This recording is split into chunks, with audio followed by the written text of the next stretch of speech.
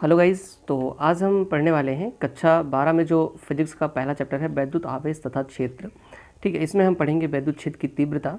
आज हमारा टॉपिक है और इसके पहले के जो टॉपिक्स हैं वो हमारे चैनल पर आपको चले जाएंगे। वहाँ पे आपको एक प्लेलिस्ट मिलेगी कक्षा 12 की भौतिकी की यानी कि फिजिक्स की, तो उसमें आपको सारी चीज़ें मिल जाएंगी। उनको आप देख लेंगे तो आपको सारी चीज़ें समझ में आ जाएंगी। ठीक है, तब इस वीडियो को आप देखेंगे तो आपको और अच्छे से समझ में आएगा। तो चलिए स्टार्ट करते हैं। देखिए वैद्युत क्षेत्र की तीव्रता क्या होती है। तो देखिए कल मैंने आपको जो प्रीवियस वीडियो है उसमें मैंने आपको बताया हुआ था कि वैद्युत क्षेत्र क्या होता है और वैद्युत बल रेखा क्या होती है। ठीक है, तो उसको आप एक बार जरूर देखिएगा यहाँ पे मैं उसका यूज़ करने वाला हूँ। देखिए वैद्युत क्षेत्र की तीव्रता क्या होती है। जैसे मान लो कि कोई आवेश है यहाँ पे, ठीक है, ये आवेश आपका मान लो कि प्लस क्यू है। ठीक, तो इस आवेश, ठीक है, ये क्या है, प्लस क्यू आवेश है। तो इस आवेश से इस तो देखो क्या होगा, पहले समझो। जैसे कोई आवेश है, ये धन आवेश है, ठीक है, तो इसके चारों ओर इसका इलेक्ट्रिक फील्ड होगा, वैद्युत क्षेत्र होगा। कल मैंने आपको बताया हुआ था वीडियो में। ठीक, तो वैद्युत क्षेत्र होगा। तो इस वैद्युत क्षेत्र में अगर कोई हम एक अन्य आवेश लाते हैं, परीक्षण आवेश मान लेते हैं, धन परीक्षण आवेश है ये, इस यहाँ पे रखते हैं तो इस पर कुछ बल लगेगा इसके कारण, क्योंकि दोनों आवेश हैं और समान आवेश है तो प्रतिकर्षण का यहाँ पे बल लगेगा इस पर। तो इस आवेश पर जो बल लग रहा है, ठीक, F बल लग रहा है, इसके कारण इस पर यह बल लग रहा है। और इस जो आवेश का मान है, ये वाला आवेश नहीं, ये वाला, ठीक, परीक्षण आवेश है, इसकी निष्पत्ति को या इसके अनुपात को हम क्या कहते हैं, वैद्युत क्षेत्र की तीव्रता कहते हैं।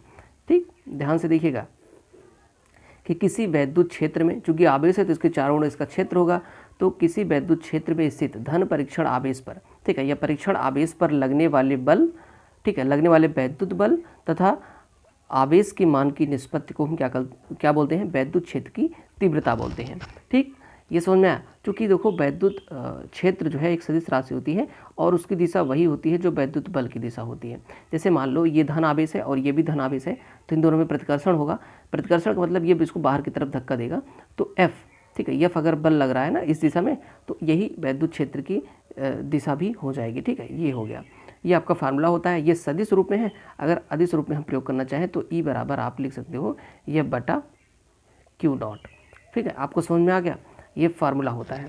ठीक है, अब देखिए यहाँ पर इस पर बात आती है कि अगर जैसे हमें F का मान निकालना हो तो F बराबर क्या हो जाएगा, वैद्युत बल बराबर क्या हो जाएगा। देखो वैद्युत बल हमें निकालना है, इसका गुणा कर दो तो ये हो जाएगा क्यू नॉट वेक्टर E। ठीक है, ये दो फार्मूले हैं, ठीक, इंपॉर्टेंट। ठीक, ई क्या होता है, वैद्युत क्षेत्र की तीव्रता होती है, ध्यान दीजिएगा, ये हो गया। अब देखिए यहाँ पर हम क्या कर लेते हैं, वैद्युत क्षेत्र की तीव्रता का मात्रक और विमा निकाल लेते हैं, क्योंकि ये आपसे परीक्षा में पूछा जाएगा। वैद्युत क्षेत्र की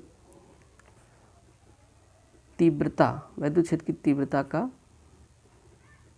मात्रक। तो देखिए वैद्युत क्षेत्र की तीव्रता का मात्रक क्या हो जाएगा, देखो जैसे हमें ई निकालना है ना, तो ई का मात्रक जो होगा, ई का मात्रक बराबर हो जाएगा किसका मात्रक, F का मात्रक, F मतलब बल का मात्रक ना, F का मात्रक, ठीक, बटे में Q नॉट क्या है, आवेश है, तो यानी कि आवेश का मात्रक। ठीक, तो आप क्या लिखोगे, ई का मात्रक बराबर क्या हो जाएगा, F का मात्रक क्या होता है, यानी कि बल का मात्रक क्या होता है, न्यूटन, और क्यू नॉट आवेश का मात्रक क्या होता है, कूलम। ठीक, तो आप इसको क्या लिख सकते हो, न्यूटन प्रति कूलम। न्यूटन प्रति कूलम, -1 का मतलब प्रति होता है ना, न्यूटन प्रति कूलम, या इसको ऐसे भी लिख सकते हो, न्यूटन और कूलम -1। ठीक है, समझ में आया। तो ये आपका ई का मात्रक हो गया। ई के दो मात्रक हैं यहाँ पे लिखे हैं, देख लीजिएगा, न्यूटन प्रति कूलम ऐसे, या आप ऐसे लिख सकते हो, न्यूटन ई का मात्रक। ठीक है, ये चीज़ हो गई। अच्छा, अगर ई की विमा निकालनी हो, यानी कि वैद्युत क्षेत्र की विमा, ई की विमा कैसे निकालेंगे, तो देखो पहले हम फार्मूला लिख लेते हैं। ई बराबर हो गया F बटा क्यू नॉट, ये फार्मूला होता है।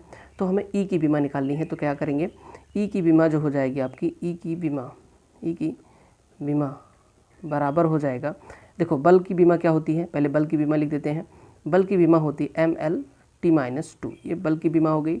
इसको डिवाइड कर देते हैं, किससे डिवाइड कर देंगे, आवेश की विमा से। तो आवेश की विमा क्या होती है, देखो जो आवेश होता है ना, उसकी अगर हम विमा निकालना चाहें यहाँ पे, तो ये इसकी विमा होती है 80 एम्पियर सेकेंड।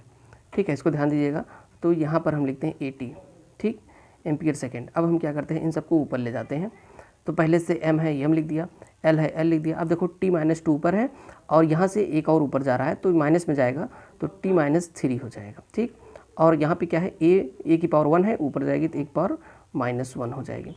तो e की विमा कितना आई, ml t-3 a-1। ठीक, तो देखिए आज हमने क्या पढ़ा, आज हमने पढ़ा वैद्युत क्षेत्र की तीव्रता। मैंने बताया कि वैद्युत क्षेत्र की तीव्रता क्या होती है कि किसी, चूंकि ये देखो आवेश है, इसके चारों ओर इसका कोई क्षेत्र होगा, तो किसी वैद्युत क्षेत्र में रखे परीक्षण आवेश पर लगने वाले वैद्युत बल तथा आवेश के मान की निष्पत्ति को उस बिंदु पर वैद्युत क्षेत्र की तीव्रता कहते हैं। हमेशा याद रखिए जो ये Q0 वाला आवेश है वो कौन सा आवेश है, जिस पर वैद्युत क्षेत्र की तीव्रता हमें निकालनी है। ठीक है, तो ये हो गया, और इसके साथ इसका मैं आपको बता दिया वैद्युत क्षेत्र का मात्रक। देखिए मात्रक और बीमा आप लोग जरूर निकाल के रखिएगा, मतलब आपको इसको याद करने की जरूरत नहीं, आप डायरेक्ट निकाल सकते हो बीमा, लेकिन इसको आप समझ कर रखिएगा क्योंकि एग्जाम में बीमा और मात्रक संबंधित क्वेश्चन जो है वो पूछे जाते हैं। तो यहाँ पे देखिए वैद्युत क्षेत्र की तीव्रता का मात्रक क्या हो गया, न्यूटन प्रति कूलम हमने निकाल लिया। और इसकी बीमा कैसे निकालनी है मैंने आपको तरीका बता दिया कि बल की बीमा आप याद कर लो, mLt-2 होता है, और आवेश चूँकि Q0 भी आवेश ही तो है, तो आवेश की बीमा क्या होती है मैंने बताया AT होता है।